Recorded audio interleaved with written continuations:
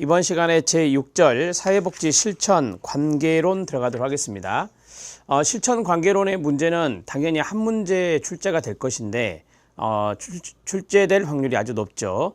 특히 뒤에 있는 비에스텍의 관계론의 원칙, 7가지 원칙이 잘 출제된다라고 말씀드릴 수 있고 관계론의 원칙은 여러분들이 나중에 면접시험이 있는데 그 면접시험까지도 좀 괴롭힙니다. 그래서 여러분들은 공직자가 되시면 민원인과 상담을 하고 또 민원인과 관계를 맺어야 됩니다. 독거어르신이 됐든 장애인이 됐든 어르신이 됐든 간에 관계를 맺는데 그 관계에 가장 기본적인 원칙들이 있다. 그게 7가지가 있는데 그를 필기시험에서도 면접시험에서도 물어본다라고 하는 것을 말씀드립니다.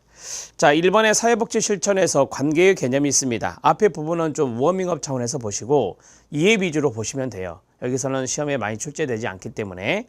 자, 사회복지 실천에서 관계란 일반적으로 사회복지사와 클라이언트와의 전문적 관계를 의미하고 사회복지사와 클라이언트를 바람직하고 좋은 관계로 발전시키는 것은 이 원조 노력에 있어서 아주 중요한 부분이다 라고 말할 수 있겠죠. 클라이언트와 관계 형성이 잘 돼야 클라이언트의 문제 해결에 도움이 되는 거예요. 어떤 분이 질문을 했는데 이 교재에 있는 내용을 제가 거의 다 읽어드리잖아요. 그 읽어드린 이유는 뭐냐면 여러분들이 교재 회독, 즉 기본 이론서에 해당되는 상권과 학원의 회독을 잘 안 하세요.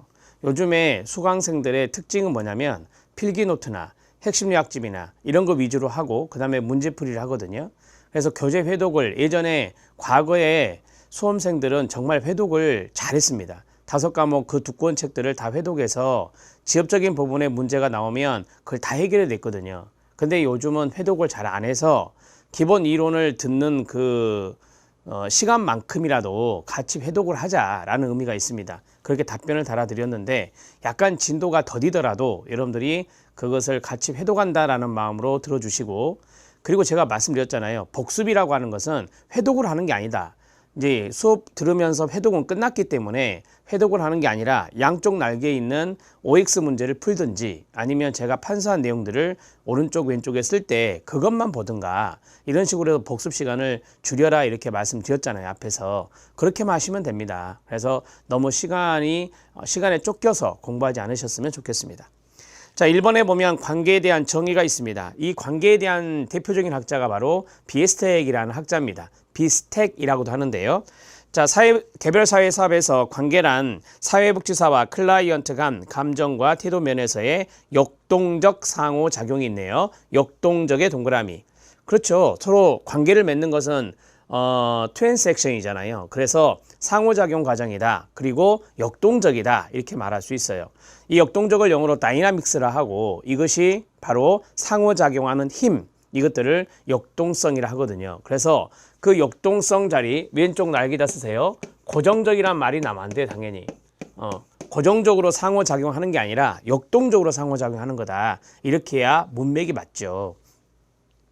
클라이언트가 자신과 주변 환경 간, 즉 환경 속 인간의 개념 하에서 좀 더 나은 적응할 수 있도록 원조하는 목적을 가지고 있다. 목적의 동그라미요. 그렇습니다. 그냥 관계를 맺는 게 아니죠. 당연히 목적 지향적이다. 이렇게 말할 수 있어요. 클라이언트가 문제가 있어서 오셨으니까 그 문제를 해결하고자 하는 목적이 있고 그 목적을 위해서 관계를 형성하는 거다라고 보시면 됩니다. 자, 전문적 관계의 기본 요소를 하죠.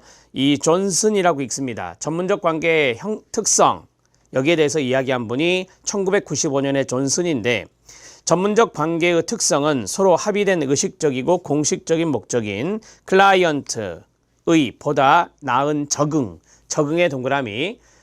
문제가 있으니까 적응을 못 하실 거 아닙니까? 문제가 해결되면 이 삶에 대한 적응, 사회에 대한 적응이 가능해지겠죠. 클라이언트 문제 해결을 위한 원조라는 점이다. 클라이언트와 구체적인 한정된 기간, 이거를 다른 말로 시간 제한적 이렇게 말합니다. 시간 제한적인 개념을 갖고 서로 관계를 맺습니다. 사회복사는 자기 자신의 이익보다 클라이언트 이익을 위해서 노력하고 헌신한다. 헌신의 동그라미.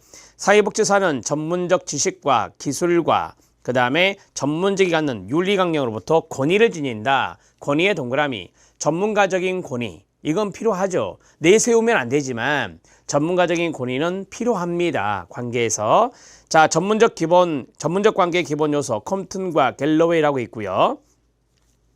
위에서 말씀드렸던 존슨의 내용이 밑에 박스에 좀 포함이 되어 있습니다. 거기 보면 첫 번째 타인에 대한 관심이 있고, 두 번째는 수용과 기대가 있고, 세 번째는 진실성과 일치성이 있고, 네 번째는 감정이입이 있고, 다섯 번째 권위라는 단어 들어가 있어요. 권위의 동그라미 5번 별표. 제가 이제 그 전문적 관계의 요소 또는 전문적 관계의 특성, 특징 해가지고 모의고사를 내면 권위와 권한을 넣거든요. 특히 권위라는 단어를 보고 이게 맞을까 해서 그걸 제끼는 수험생들이 간혹 있습니다. 제끼면 안 돼요. 권위와 권한은 필요하다 이렇게 말씀드렸잖아요. 자, 그 다음에 헌신과 의무. 의무는 이제 책임을 다한다 라고 보시면 되겠죠. 자, 타인에 대한 관심부터 쭉 나옵니다. 이거는 이해만 하세요. 외우지 마시고. 타인에 대한 관심은 클라이언트에게 발생한 사건들에 대해 참된 관심을 가지며 클라이언트의 감정과 교류 이런 것들을 우리가 감정이입이다 이렇게 말하죠. 이걸 할 수 있음을 말한다. 헌신과 의무, 원조 과정에서 책임감을 의미한다. 책임감이 바로 앞에서 말씀드렸던 의무감이다 이렇게 말씀드렸죠. 일관성을 포함한다. 그 예로서는 절차상의 필수적인 조건들로서 시간 약속을 철저하게 이행한다든지, 클라이언트 문제에 대한 초점을 유지하면서 원조한다든지, 그 다음에 클라이언트 성장과 변화를 가져오기 위한 관계를 유지한다든지, 이런 것들이 바로 책임감이다 이렇게 말할 수 있죠. 예를 하나 들어보면 클라이언트하고 시간 약속을 했는데 그 약속을 사회복사가 잘 지키지 않습니다.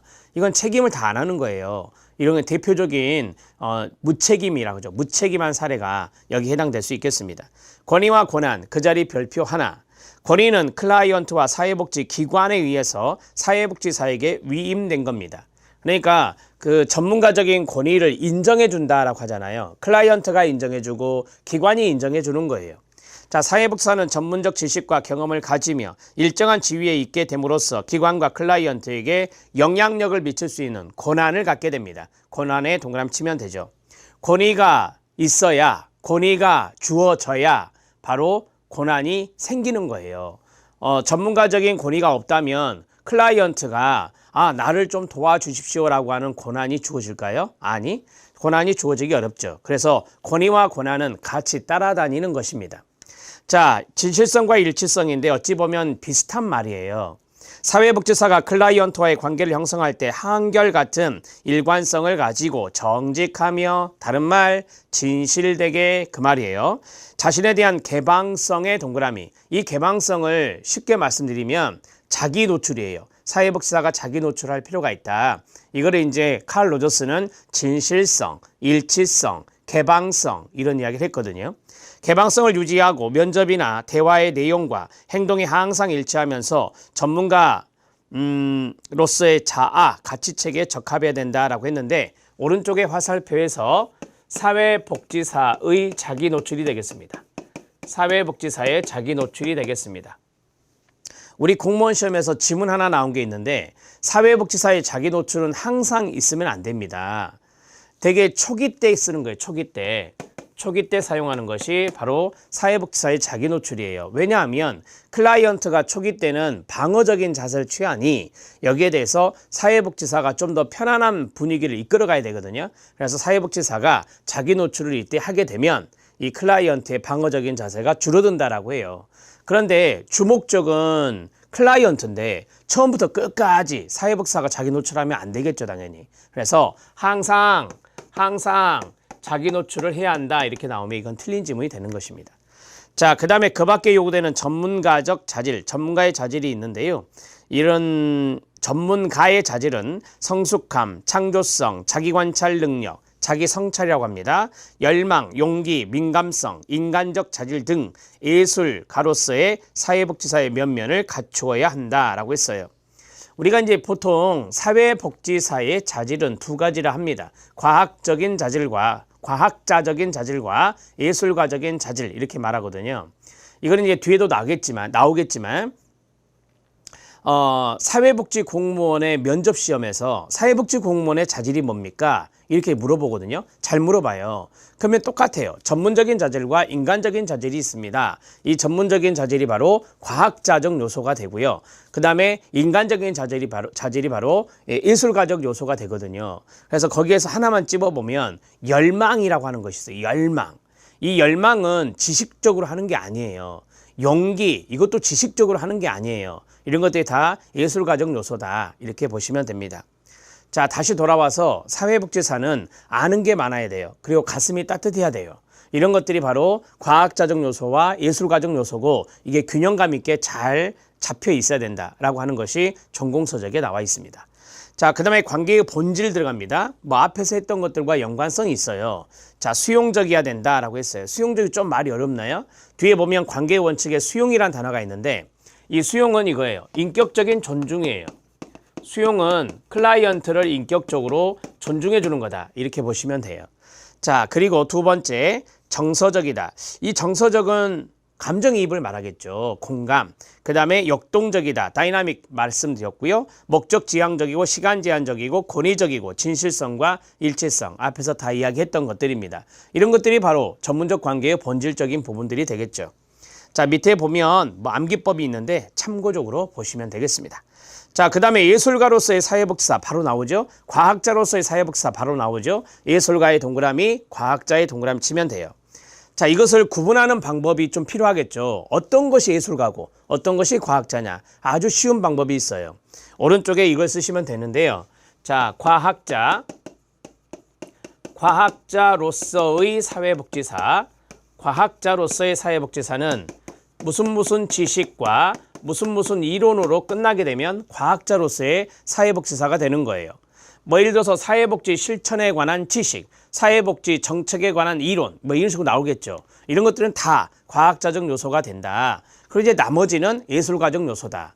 레지듀얼, 자, 나머지는 예술가적 요소가 된다. 예술가적 요소라고 쓸게요. 예술가적 요소가 된다. 이런 식으로 정리하시면 됩니다. 자, 그러면 예술가로서의 사회복지사, 제가 밑줄 친 것이 타이틀인데 그것만 한번 읽어봅시다. 시작. 열정과 용기, 전문적 관계, 창의성과 융통성, 희망과 에너지, 판단, 개인적 가치, 신념, 전문가 스타일, 이런 것들이 다 그렇습니다. 예술가적 요소가 되고요.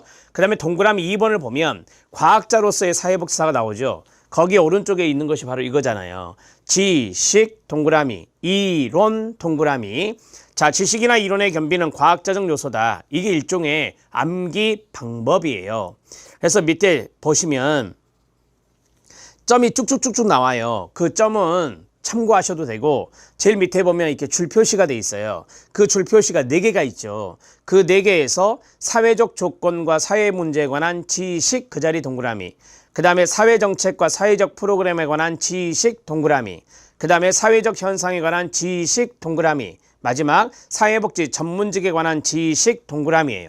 이렇게 지식, 그 다음에 그 지식 대신에 이론이 들어갈 수도 있어요. 그러면 이런 것들이 나오면, 선택지에 나오면 그거는 과학자적 요소다. 이렇게 판단하시면 돼요. 자, 지금까지 이 많은 내용이 있었잖아요. 이 텍스트 내용이 많잖아요.